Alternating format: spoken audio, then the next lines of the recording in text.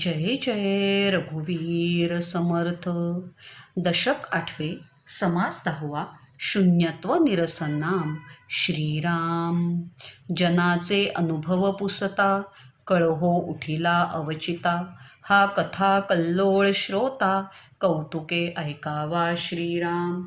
एक म्हणती हा संसार करिता पाविजे पैल पार. आपला नव्हे की जोजार जीव देवाचे श्रीराम. एक म्हणती हे न घडे लोभ येऊन अंगी जडे. पोटस्था कारणे घडे सेवा कुटुंबाची श्रीराम. एक म्हणती स्वभावे संसार करावा सुखे नावे. काही दान पुण्य करावे सद्गती कारणे श्रीराम. एक म्हणती संसार खोटा वैराग्ये घ्यावा देशवटा. येणे स्वर्ग लोकींच्या वाटा मोकळ्या होती श्रीराम. एक म्हणती कोठे जावे व्यर्थची कासया हिंडावे. आपुले आश्रमी असावे आश्रम धर्म करुणी श्रीराम. एक म्हणती कैंचा धर्म अवघा होतसे अधर्म. ये संसारी नाना कर्म करणे लागे श्रीराम.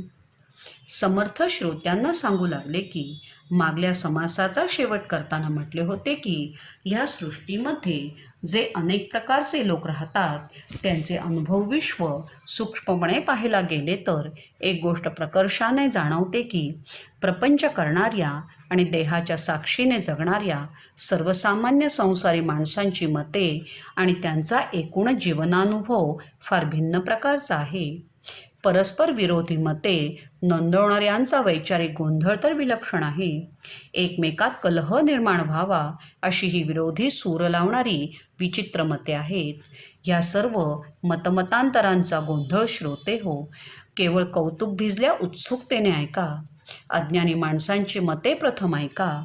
एक म्हणतो की प्रत्येकाने मनापासून फक्त संसारच करावा.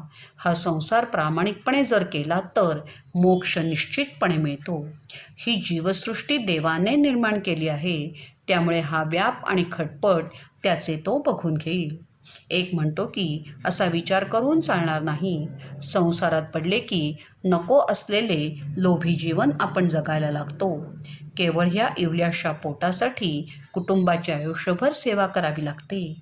एक सांगतो संसार मांडलाच आहे तर तो सुखाने करावा. फक्त एक मात्र करा, थोडे दानधर्म करा, त्यामुळे तुम्हालाच सद्गती लाभेल. एक म्हणतो की आपण हौसेने मांडलेला संसारच मुळात खोटा आहे. वैराग्य धारण करून देशांतराला निघून जावे. तसे केले तर स्वर्गलोकाच्या अनेक वाटा आपल्यासाठी मोकळ्या होतील. एक म्हणतो की आपले घर मांडलेला संसार सोडून कशाला देहाची पायपीट करीत हिंडत राहावे. आपला गृहस्थाश्रम उत्तम आहे. एक म्हणतो कसला गृहस्थाश्रम, कसला धर्म घेऊन बसलात. सर्वत्र अधर्म नुसता बोकाळला आहे.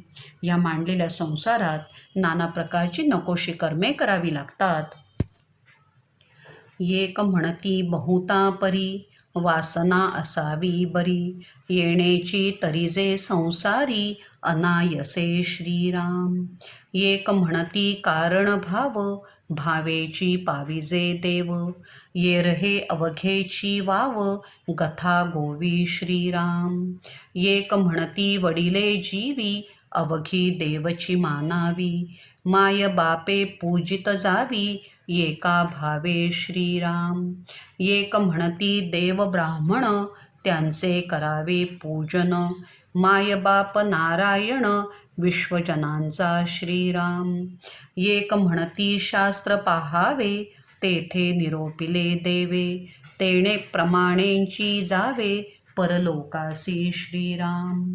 एक म्हणती अहो जना शास्त्र पाहता पुरवेना. या कारणे साधुजना शरण जावे श्रीराम. एक म्हणती सांडा गोठी वायाची करिता चाऊटी. सर्वांस कारण पोटी भूतदया असावी श्रीराम. एक म्हणती एकची बरवे आपुल्या आचारे असावे. अंतकाळी नाम घ्यावे सर्वोत्तमाचे श्रीराम. एक म्हणतो, मनात सद्वासना बाळगावी, सर्वांविषयी मनात चांगले विचार बाळगावेत, म्हणजे या मर्त्य संसारातून सहजपणे तरून जाता येईल. एक म्हणतो की खरे सांगायचे तर मनात देवाविषयी सद्भाव पाहिजे, निष्ठा पाहिजे, तरच भगवंत प्राप्ती होईल. बाकीचे सारे करणे निरर्थक आहे, त्याला काही अर्थ नाही. एक म्हणतो, त्यापेक्षा सर्व वडीलधारी माणसांना देवस्वरूप मानावे, मनापासून आईवडिलांची निष्कामपणे सेवा आणि पूजा करावी. एक म्हणतो, फक्त देवांचे आणि ब्राह्मणांचे पूजन करावे. संपूर्ण विश्वाचा मायबाप असलेला नारायण त्यामुळे आपल्यावर प्रसन्न होईल. एक म्हणतो, शास्त्रग्रंथांचा अभ्यास करावा, कारण भगवंत विचार तिथे प्रगट झाला आहे. त्याप्रमाणे आपण जगलो तर परलोक प्राप्ती होईल. एक म्हणतो, अहो शास्त्री त्रिकेती धुंडाळणार, गोंधळून जाल. त्यापेक्षा जे साधू पुरुष आहेत त्यांना शरण जावे. एक म्हणतो, खूप झाली तुमची चर्चा, साऱ्या गोष्टी सोडा, नुसती बडबड करण्यात काही अर्थ नाही. माझे ऐका, अंतःकरणात सर्वांविषयी फक्त भूतदया बाळगा, आणखीन काही करायला नको. एक म्हणतो, आपापल्या आचारधर्मांप्रमाणे वागा, अंतकाळी परमेश्वराचे नाव घ्या, बाकी काही करायला नको. एक म्हणती पुण्य असेल तरीच नाम येईल, नाही तरी भुली पडेल अंतकाळी श्रीराम. एक म्हणती जीत असावे तवची सार्थक करावे, एक म्हणती फिरावे तीर्थाटन श्रीराम. एक म्हणती हे अटाटी पाणी पाषाणाची भेटी, चुबुकुळ्या मारिता हिमपुटी कासावी व्हावे श्रीराम. एक म्हणती सांडी वाचाळी अगाध महिमा भूमंडळी, दर्शन मात्रे होय होळी महापातकांची श्रीराम. एक म्हणती तीर्थ स्वभावे कारण मन आवरावे, एक म्हणती कीर्तन करावे सावकास श्रीराम. एक म्हणतो, गाठीला पुण्य असेल तरच अंतकाळी परमेश्वराचे नाव ओठी येते, नाहीतर शेवटच्या क्षणी मन भ्रमात जाते. एक म्हणतो, चांगला मनुष्यदेह प्राप्त झाला आहे, जोपर्यंत जीव ठाकठीक आहे तोवर तीर्थयात्रा करावी, आयुष्याचे मग सार्थक होईल. एक म्हणतो, कसल्या तीर्थयात्रा करता, नुसती जीवाला दगदग करून घेण्यात काय अर्थ आहे. त्या तीर्थक्षेत्रांवर जाऊन पाणी आणि पाषाणांचेच फक्त दर्शन घ्यायचे ना. नदीत बुचकुळ्या मारता मारता नाकातोंडात फक्त पाणी जाऊन जीव मात्र कासावीस होतो. एक म्हणतो, हा वाचाळपणा पुरे झाला, तुम्हाला तीर्थक्षेत्रांची महती काय ठाऊक. ह्या तीर्थक्षेत्रांवर साधू महात्मे भेटतात, त्यांच्या नुसत्या दर्शनाने आपल्या महापातकांची होळी म्हणजेच राखरांगोळी होते. एक म्हणतो, मनाला आवर घालणे हेच खरे तीर्थक्षेत्र, तोच विसावा, तिथे मनाने भगवंताचे कीर्तन करीत राहावे. श्रीराम. एक म्हणती योग बरवा, मुख्य तोची आधी साधावा, देहो अमरची करावा अकस्मात श्रीराम. एक म्हणती ऐसे काये, काळ वंचना करू नये, एक म्हणती धरावी सोये भक्ती मार्गाची श्रीराम. एक म्हणती ज्ञान बरवे, एक म्हणती साधन करावे, एक म्हणती मुक्त असावे निरंतर श्रीराम. एक म्हणती अनर्गळा, धरी पापाचा कंटाळा, एक म्हणती रे मोकळा मार्ग आमुचा श्रीराम. एक म्हणती हे निःशेष, करू नये निंदा द्वेष, एक म्हणती सावकास दुष्ट संगत त्यागावा श्रीराम. एक म्हणती ज्याचे खावे त्या सन्मुखची मरावे, तेणे तत्काळची पावावे मोक्षपद श्रीराम. एक म्हणती सांडा गोठी, आधी पाहिजे ते रोटी, मग करावी चाऊटी सावकास श्रीराम. एक म्हणती पाऊस असावा, मग सकळ योग बरवा, कारण दुष्काळ न पडावा म्हणजे बरे श्रीराम. एक म्हणती तपोनिधी, होता वोळती सकळ सिद्धी, एक म्हणती रे आधी इंद्रपद साधावे श्रीराम.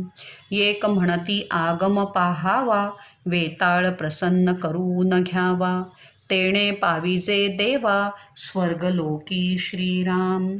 एक म्हणती अघोर मंत्र, तेणे होईजे स्वतंत्र, श्रीहरी जयेचा कळत्र, तेची वोळे श्रीराम. एक म्हणतो सर्वात चांगली योगसाधना, सर्व गोष्टी बाजूला सारून योगसाधना करावी, त्याने अमरत्व प्राप्त होते. एक म्हणतो ह्या योगसाधनेला काही अर्थ नाही, मृत्यूला टाळणारा योग काय करायचा, त्यापेक्षा भक्तिमार्गाने देवाला प्रसन्न करून घ्यावे. एक म्हणतो त्यापेक्षा ज्ञानमार्ग चांगला, तर एक म्हणतो त्यापेक्षा साधना मार्ग चांगला. त्यामुळे मुक्तपणे जगता येते, त्यातच तर मुक्ती आहे हे विसरू नका. एक लगेच सरसावून बोलू लागतो की अरे मुक्तीच्या गोष्टी काय करतोस, मुक्त आयुष्य जगायचे तर पापाचरण वाढवण्यासारखे आहे, पापाचा कंटाळा करायला नको का. एक लगेच म्हणाला आमचा मार्ग बंधमुक्त आहे. एक म्हणतो कुणाचीही निंदा नालस्ती करू नये, दुष्टांची संगत सोडावी.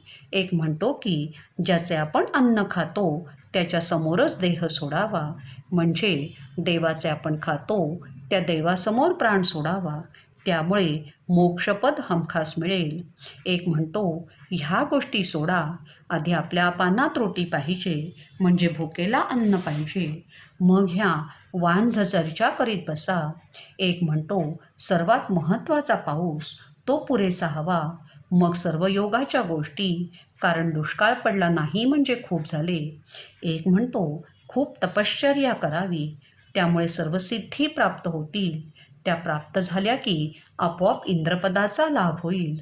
एक म्हणतो की तंत्रशास्त्राचा अभ्यास करावा, वेताळाला प्रसन्न करून घ्यावा, ह्या वेताळाच्या सहाय्याने स्वर्गलोकात जाता येईल, देवाची मग प्राप्ती होईल. एक म्हणतो की अघोरी विद्या शिकून घ्यावी, त्यामुळे स्वतंत्र होता येईल. श्रीहरी जिच्या सहवासात राहतो ती लक्ष्मी त्यामुळे आपल्यावर प्रसन्न होईल. एकदा लक्ष्मी प्रसन्न झाली की काय हवे, सर्व मिळाल्यासारखेच आहे. ती लागले सर्व धर्म, तेथे कैंचे क्रियाकर्म, एक म्हणती कुकर्म, तिच्यामध्ये श्रीराम. एक म्हणती एक साक्षेप, करावा मृत्युंजयाचा जप, तेणे गुणे सर्व संकल्प, सिद्धी ते पावती श्रीराम. एक म्हणती बटू भैरव, तेणे पाविजे वैभव, एक म्हणती झोटिंग सर्व, पूर्वी तसे श्रीराम. एक म्हणती काळी कंकाळी, एक म्हणती भद्रकाळी, एक म्हणती उच्चिष्ठ चांडाळी, साहे करावी श्रीराम. एक म्हणती विघ्नहर, एक म्हणती भोळा शंकर, एक म्हणती सत्वर, पावे भगवती श्रीराम. एक म्हणती मल्हारी, सत्वरची सभाग्य करी, एक म्हणती महाबरी, भक्ती व्यंकटेशाची श्रीराम. एक म्हणती पूर्व ठेवा, एक म्हणती प्रयत्न करावा, एक म्हणती भार घालावा, देवाच वरी श्रीराम. एक म्हणती देव कैंचा, अंतची पाहा तो भल्यांचा, एक म्हणती हा युगाचा, युगधर्म श्रीराम. एक आश्चर्य मानिती, एक विस्मयो करीती, एक कंटाळो न म्हणती, काय होईल ते पाहावे श्रीराम. ऐसे प्रपंचिक जन, लक्षणे सांगता गहन, परंतु काही एक चिन्ह, अल्पमात्र बोलिले श्रीराम. आता असो हा स्वभाव, ज्ञात्यांचा कैसा अनुभव, तोही सांगिजेल सर्व, सावध ऐका श्रीराम. एक म्हणतो घरात येणाऱ्या ह्या लक्ष्मीच्या भोवती सर्व प्रकारचे धर्म गोळा होतात, मग इतर क्रियाकर्मे करावी लागत नाहीत. तेव्हा एक म्हणतो की एक गोष्ट लक्षात घ्या की अघोरी कृत्ये करून घरी येणाऱ्या या लक्ष्मीमुळे अंगात सहन होणार नाही असा मत चढतो आणि त्यामुळे हातून केवळ वाईट कृत्येच मग घडतात. एक म्हणतो फक्त मृत्युंजयाचा जप करावा, त्याच्या प्रयत्नाने आणि त्याच्या बळावर सर्व प्रकारचे मनातले संकल्प सिद्धीला जातात. एक म्हणतो बटू भैरवाची पूजा करावी, त्यामुळे वैभव प्राप्त होते. एक म्हणतो झोटिंग म्हणजे मुसलमानांचे पिशाच्च सर्व काही पुरवतो. एक म्हणतो काळी कंकाळी, एक म्हणतो भद्रकाळी, एक म्हणतो उष्टी चांडाळी प्रसन्न करून घ्यावी. कोणी म्हणतो विघ्नहर गणपती, भोळा शंकर, भगवती देवी यांची पूजा करावी, हे देव सत्वर पावतात. एक म्हणतो प्रारब्धावर सर्व काही अवलंबून असते. एक म्हणतो की प्रारब्धावर अवलंबून राहण्याऐवजी खूप प्रयत्न करावा. एक म्हणतो त्यापेक्षा देवावर आपला सर्व भार घालून स्वस्थ बसावे. एक म्हणतो कुठला देव घेऊन बसलात, तो तर सज्जन माणसांनाच दुःख देऊन त्यांच्या सहनशक्तीचा अंत पाहत बसतो. एक म्हणतो अहो हे कलियुग आहे, हा काळाचा महिमा आहे, असेच घडणार. एकंदर समाजातली बदलती सांस्कृतिक आणि धार्मिक स्थित्यंतरे पाहून आश्चर्य प्रगट करणारे काही असतात. काही लोक थक्क होऊन सारे काही स्वस्थपणे पाहत बसतात. काही लोक जीवाला इतके कंटाळलेले असतात की ते म्हणतात जे घडेल ते स्वस्थ चित्ताने पाहत बसावे. थोडक्यात काय तर प्रापंचिक माणसे आपापली मते सतत प्रगट करीत राहतात. ती सर्व सांगणे कठीण आहे, त्यात ती काही सांगितली. ह्या प्रापंचिकासंबंधी बोलणे पुरे करतो आणि ज्ञानी माणसांचा अनुभव सांगतो. शांत चित्ताने ऐका. आता येथेच थांबून शून्यत्व निरसन नामाचा पुढील भाग पुढील निरूपणात ऐकूया. श्री सीताकांत स्मरण जय जय राम. श्रीराम. जय जय रघुवीर समर्थ. दशक 8 समास 10 शून्यत्व निरसन नामाचा उर्वरित भाग. श्रीराम. एक म्हणती करावी भक्ती, श्रीहरी देईल सद्गती. एक म्हणती ब्रह्मप्राप्ती, कर्मेची होये श्रीराम. एक म्हणती भोग सुटेना, जन्म मरण हे तुटेना. एक म्हणती उर्मी नाना, अज्ञानाच्या श्रीराम. एक म्हणती सर्व ब्रह्म, येथे कैंचे क्रियाकर्म. एक म्हणती हा अधर्म, बोलोची नये श्रीराम. एक म्हणती सर्वनासे, उरले तेची ब्रह्म असे. एक म्हणती ऐसे नसे, समाधान श्रीराम. सर्व ब्रह्म केवळ ब्रह्म, दोन्ही पूर्व पक्षाचे भ्रम. अनुभवाचे वेगळे वर्म, म्हणती एक श्रीराम. एक म्हणती हे न घडे, अनिर्वाच्य वस्तू घडे. जे बोलिता मौन्य पडे, वेदशास्त्रांसी श्रीराम. अज्ञानी माणसे आपले अनुभव कसे कथन करतात हे सांगून झाल्यावर समर्थ आता ज्ञानी माणसे अनुभव कसे सांगतात हे श्रोत्यांना सांगू लागले. एक म्हणतो आपण फक्त देवाची भक्ती करावी, तो श्रीहरी आपल्याला अंतसमयी निश्चित सद्गती देईल. एक म्हणतो केवळ भक्तीने देव प्राप्त होत नाही, तर आपण निष्काम कर्मयोगाने जगू लागलो की ब्रह्मप्राप्ती निश्चित होते. एक म्हणतो आपले प्रारब्ध भोग कधी संपत नाहीत, जन्ममरणाच्या विळख्यातून सुटका होत नाही. एक म्हणतो ह्या सर्व अज्ञानाच्या उर्मी आहेत, म्हणून काहीच बोलू नये. एक म्हणतो जर सर्वत्र ब्रह्म व्यापून राहिलेले आहे तर मग क्रियाकर्मे कशाला करीत बसायचे. एक म्हणतो की क्रियाकर्मांच्या बाबतीत अशी उर्मट भाषा बोलणे बरे नाही. एक म्हणतो संपूर्ण दृश्य मायासृष्टी नाशवंत आहे, ती नाश पावल्यावर फक्त ब्रह्मशेवटी उरणार आहे. एक म्हणतो की ह्या बोलण्याने समाधान काही लाभत नाही. एक म्हणतो की तुम्ही सर्व ब्रह्माविषयक जे बोलता आहात तो तुमचा भ्रम आहे. ब्रह्मानुभवाचे रहस्य फार वेगळे आहे. एक म्हणतो ब्रह्माचे वर्णन करताना वेदसुद्धा मौनात गेले. ब्रह्म ही अनिर्वाच्य परमवस्तू आहे. ब्रह्म हे अनुभवाच्या पलीकडे आहे. तव श्रोता अनुवादला, म्हणे निश्चयो कोणी केला, सिद्धांत मते अनुभवाला, उरी कैंची श्रीराम. अनुभव देही वेगळाले, हे पूर्वीच बोलिले, आता काही एक केले, नवचे की श्रीराम. एक साक्षत्वे वर्तती, साक्षी वेगळाची म्हणती, आपण दृष्टा ऐंसी स्थिती, स्वानुभवाची श्रीराम. दृश्यापासून द्रष्टा वेगळा, ऐसी अलिप्तपणाची कळा, आपण साक्षत्वे निराळा, स्वानुभवे श्रीराम. सकळ पदार्थ जाणता, तो पदार्थाहून परता, देही असोनी अलिप्तता, सहजची झाली श्रीराम. एक ऐसे स्वानुभवे, म्हणती साक्षत्वे वर्तावे, दृश्य असोनी वेगळे व्हावे, दृष्टपणे श्रीराम. एक म्हणती नाही भेद, वस्तू ठाईंची अभेद, तेथे कैंचा मतिमंद, द्रष्टा आणिला श्रीराम.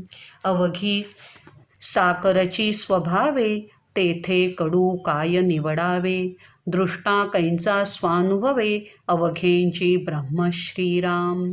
प्रपंच परब्रह्म अभेद, भेदवादी मानिती भेद, परिहा आत्मा स्वानंद, आकारला श्रीराम.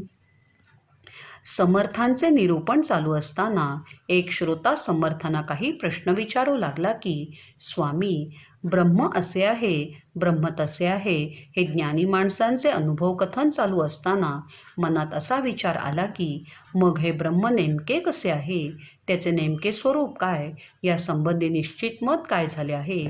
कारण ब्रह्माच्या अनुभवाच्या संदर्भात सिद्धांत काय आहे तर, ब्रह्मापाशी द्वैत नसल्यामुळे अनुभव घेणारा हा अनुभव मी घेतला हे कसं सांगणार. कारण मग द्वैत उमटेल. ब्रह्मानुभव तर पूर्ण अद्वैती आहे ना. तेव्हा समर्थ श्रोत्यांना म्हणू लागले की, प्रत्येक माणसाचे अनुभव विश्व वेगवेगळे आहे, हे पूर्वीच सांगून झाले. त्यात कमी जास्त आता काय करणार. एक साक्षीत्वाने वागतो, आपण दृष्टा आहोत, केवळ साक्षी आहोत, ही स्वानुभवाची पायरी वेगळी. दृश्याहून दृष्टा वेगळा, हा अनुभव म्हणजे ही अलिप्तता एकदा का प्राप्त झाली की दृष्टा साक्षीरूपाने दृश्याहून वेगळा होतो. मग दृश्य पदार्थ जाणून मग त्याहून वेगळे राहणे ही एक वेगळी हतोटी आहे. केवळ स्वानुभवानेच हे जाणता येते. देहभावनेने अनुभव घेऊन देहावेगळे होऊन द्रष्टा होणे ही अनुभवाची जात फार वेगळी आहे.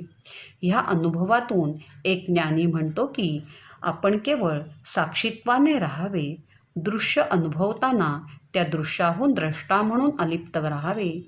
एक म्हणतो की दृश्य वेगळे आणि द्रष्टा वेगळा असे द्वैत मुळात नाहीच. परब्रह्म ही मूळचीच अभेद वस्तू, तेथे जडबुद्धी द्रष्टा आला कुठून. एक लक्षात घ्या की साखर सर्वांगाने गोड, त्यात कडू कसे काय निवडणार. सर्वच ब्रह्म आहे तर द्रष्टा वेगळा कसा उरेल. दृश्य जीवसृष्टीने व्यापलेले विश्व आणि आनंदघन परमात्मा यामध्ये किंचित सुद्धा भेद नाही. फक्त काही अज्ञानी त्या दोन्हींमध्ये भेद मानतात. परमात्मा हा स्वानंद रूप आहे, विश्वाच्या आकारात तो प्रगट झाला आहे. विघुरले तूप थिजले, तैसे निर्गुणची गुणा आले, तेथे काय वेगळे केले, द्रष्टेपणे श्रीराम. म्हणोनी द्रष्टा आणि दृश्य, अवघा एकची जगदीश, द्रष्टेपणाचे सायास, कासयासी श्रीराम. ब्रह्मची आकारले सर्व, ऐसा एकांचा अनुभव, ऐसे हे दोन्ही स्वभाव, निरोपिले श्रीराम. अवघा आत्मा आकारला, आपण भिन्न कैंचा उरला, दुसरा अनुभव बोलिला, ऐसिया परी श्रीराम. ऐक तिसरा अनुभव, प्रपंच सारुनिया सर्व, काही नाही तोची देव, ऐसे म्हणती श्रीराम. गरम केलेले तूप पातळ असते, गार झाल्यावर ते तूप थिजते, परंतु दोन्हीकडे तूपच आहे ना. तसा निर्गुण निराकार परमात्मा सगुण साकार झाला तरी मग भेद काय पडणार. द्रष्टेपणाने वेगळे काय भासणार. म्हणून द्रष्टा आणि दृश्य हे दोन्ही मिळून एक ब्रह्मच आहे. मग द्रष्टेपणाचे कष्ट कशासाठी घ्यायचे? सर्वत्र निराकार ब्रह्मानेच आकार घेतला आहे असा काहींचा अनुभव. श्रोते हो, हे 2 प्रकार तुम्हाला समजावून सांगितले. सर्वत्र एक परमात्माच आकाराला आला, तेथे द्रष्टा वेगळा कसा काय अवतरला? हा दुसरा अनुभव म्हणजे दृश्य आणि द्रष्टा हे एक परब्रह्मच आहे. आता तिसरा अनुभव ऐका. सर्व दृश्य विश्व बाजूला सारून बाकी काही शिल्लक उरले नाही, तोच भगवंत अनुभव असे काही लोक म्हणतात. दृश्य अवघे वेगळे केले, केवळ अदृश्यची उरले, तेची ब्रह्म अनुभविले, म्हणती एक श्रीराम. परी ते ब्रह्म म्हणो नये, उपाया सारिखा अपाये, शून्यत्वास ब्रह्म काये, म्हणो येईल श्रीराम. दृश्य अवघे ओलांडिले, अदृश्य शून्यत्वी पडिले, ब्रह्म म्हणोनी मुरडले, तेथोनी माघारे श्रीराम. इकडे दृश्य तिकडे देव, मध्ये शून्यत्वाचा ठाव, तयास प्राणी मंदबुद्धीस्तव, ब्रह्म म्हणे श्रीराम. रायास नाही ओळखिले, सेवकास रावसे कल्पिले, परी ते अवघे व्यर्थ गेले, राजा देखता श्रीराम. तैसे शून्यत्व कल्पिले ब्रह्म, पुढे देखता परब्रह्म, शून्यत्वाचा अवघा भ्रम, तुटून गेला श्रीराम. परिहा सूक्ष्म आडताळा, वारी विवेके वेगळा, जैसे दुग्ध घेऊन जळा, राजहंस सांडी श्रीराम. आधी दृश्य सोडिले, मग शून्यत्व ओलांडिले, मूळ माये परते देखिले, परब्रह्म श्रीराम. वेगळेपणे पाहाणे घडे, तेणे वृत्ती शून्यत्वी पडे, पोटी संदेह पवाडे, शून्यत्वाचा श्रीराम. भिन्नपणे अनुभविले, तयास शून्य ऐसे बोलिले, वस्तू लक्षिता अभिन्न झाले, पाहिजे आधी श्रीराम. वस्तू आपणची होणे, ऐसे वस्तूचे पाहाणे, निश्चयेसी भिन्नपणे, शून्यत्व लाभे श्रीराम. थोडक्यात काय तर काही लोकांचे असे म्हणणे आहे की जेवढे म्हणून दृश्य आहे ते एकदा का बाजूला सारले की सर्व अदृश्य विश्व शिल्लक राहते. हे जे अदृश्य विश्व आहे त्यालाच परब्रह्म समजून त्याचा अनुभव घेतला असे हे लोक म्हणतात. परंतु जे अदृश्य अनुभवले त्याला परब्रह्म म्हणायचे का? त्याला परब्रह्म म्हणून कधीच संबोधू नये. कारण शून्याला आपण परब्रह्म हा उपाय मानला तर तो अपाय ठरेल. एक सांगा की शून्यालाच कधीतरी परब्रह्म म्हणता येईल का? कारण परब्रह्माला शून्य म्हटले तर परब्रह्माच्या अस्तित्वाला आपण नाहीसे करून बसू ना. दृश्य विश्व ओलांडून गेले की अदृश्य शिल्लक राहते, ते शून्य रूप आहे. ते शून्यच ब्रह्म समजून आपण मग कारण नसताना त्याच्या मागे फिरतो. एक लक्षात घ्या की एकीकडे दृश्य आहे आणि पलीकडे ब्रह्मसाक्षात्कार आहे. या दोहोंच्या मध्ये शून्याची पोकळी आहे. त्यालाच मंदबुद्धी साधक ब्रह्म समजू लागतात. कसे ते दृष्टांत देऊन समजावून देतो. राजाला अगोदर कधीच पाहिलेले नसेल तर कधीकधी नोकरालाच राजा समजून काही जण वागतात. परंतु जेव्हा खऱ्या राजाची भेट होते तेव्हा मग गैरसमज दूर होतो. त्याप्रमाणे दृश्य विश्वाच्या पलीकडल्या शून्याच्या पोकळीला ब्रह्म समजले, परंतु प्रत्यक्ष परब्रह्म दर्शन झाल्यावर शून्यत्वाचा भ्रम नाहीसा होतो. राजहंस जसा दुधातले पाणी दूर करून फक्त दुधाचे सेवन करतो, त्याप्रमाणे दृश्य बाजूला सारून विवेकाच्या बळावर शून्याचा अडथळा दूर करायचा, मग परब्रह्माचे दर्शन घडते. खरे सांगायचे म्हणजे आपणच परमात्म वस्तू होऊन जाणे हीच परमात्म वस्तू प्रत्यक्ष भोगण्याची रीत आहे. त्यासाठी परमात्म्याशी एकरूप होऊन ती परमात्म वस्तू भोगायची असते. या कारणे शून्य काही परब्रह्म होणार नाही. वस्तुरूप होऊन पाही स्वानुभवे श्रीराम. आपण वस्तू सिद्धची आहे, मनमी ऐसे कल्पू नये. साधू सांगती उपाये तूची आत्मा श्रीराम. मन मी ऐसे नाथिले, संती नाही निरोपिले. मानावे कोणाच्या बोले, मन मी ऐसे श्रीराम. संत वचनी ठेविता भाव, तोची शुद्ध स्वानुभव. मनाचा तैसाच स्वभाव, आपण वस्तू श्रीराम. ज्याचा घ्यावा अनुभव, तोची आपण निरावेव. आपुला घेती अनुभव, विश्वजन श्रीराम. लोभी धन साधू गेले, तव ते लोभी धनची जाले. मग ते भाग्य पुरुषी भोगिले, सावकास श्रीराम. तैसे देह बुद्धी सोडिता, साधकास झाले तत्वता. अनुभवाची मुख्य वार्ता, ते हे ऐसी श्रीराम. आपण वस्तू मुळी एक, ऐसा ज्ञानाचा विवेक. येथून ज्ञान दशक, संपूर्ण झाला श्रीराम. आत्मज्ञान निरोपिले, यथामतीने बोलिले. न्यून पूर्ण क्षमा केले, पाहिजे श्रोती श्रीराम. श्रोते हो, पुन्हा पुन्हा जाणून घेण्याचा प्रयत्न करा. अवकाशातली शून्याची पोकळी म्हणजे परब्रह्म नाही, कारण शून्य म्हणजे दृश्य आणि पलीकडच्या तीरावरला परमात्मा यांच्यामधला अदृश्य प्रदेश. आत्तापर्यंत ह्याचे प्रदीर्घ विवेचन केले. आता हे लक्षात येईल की शून्याची ही पोकळी म्हणजे परब्रह्म नाही. परब्रह्माशी आपण एकरूप होऊन जेव्हा प्रत्यक्ष अनुभव घेऊ, तेव्हाच त्याचे अपूर्व दर्शन घडेल. स्वानुभवाने हे सारे कळेल. वास्तविक आपण परब्रह्म स्वरूपच आहोत. फक्त मन म्हणजे मी ही कल्पना टाकून देऊन आत्मा म्हणजे मी म्हणून जेव्हा प्रत्यक्ष आत्म्याच्या साक्षीने जगायला लागू, तेव्हा हा अनुभव येईल. संतांनी हाच उपाय आत्तापर्यंत सांगितला आहे. संतांनी मन म्हणजे देहातला अहंकारी भावनेने जगणारा मी असे कधीच म्हटलेले नाही. मग कुणाच्या साक्षीने आपण मीपणाने जगतो आहोत. म्हणून मी म्हणजे मन या भावनेने कधीच जगू नये. संतांवर आणि संत वचनांवर दृढ श्रद्धा ठेवून आपण जगायला लागलो की मीचे अस्तित्व संपुष्टात येते, स्वभाव पालटतो. आपण म्हणजे परब्रह्म हा अनुभव आपोआप येऊ लागतो. एखादा कंजूस लोभी फक्त धन जमा करू लागतो. त्या धनाचा तो स्वतः कधी उपभोग घेत नाही.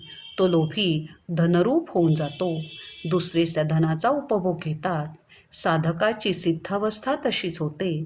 तो परब्रह्मस्वरूप प्रत्यक्ष अनुभवायला लागतो, परंतु त्याची देहबुद्धी संपुष्टात आल्यामुळे आपण परब्रह्म अनुभवतो आहोत हे तो जाणतच नाही.